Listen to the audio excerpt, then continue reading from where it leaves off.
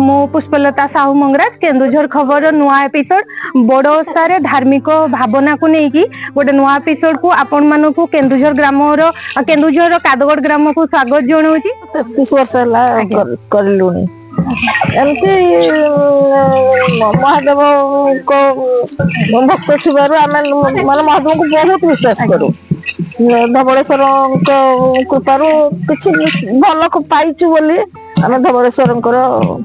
आश्रा नहीं किसी माने अनुभूति अच्छी जो कि भगवान आपन कथा शुणी हाँ निश्चय शुणी ना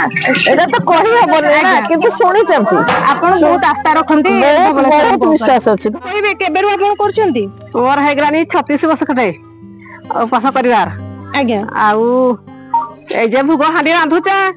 ठाकुर को द्वारू किछि हेउनी सब कथा गुजार हे जाउची ठाकुर को आपन केते विश्वास करंती बहुत विश्वास ठाकुर को बहुत विश्वास करू आमे ठाकुर आपन के कथा सुनछंती हां ठाकुर सुनबानी के सुनबा धुबेश्वर ठाकुर आज्ञा हमर ग्राम होची कादगड़ मो ना हला सेवती राउत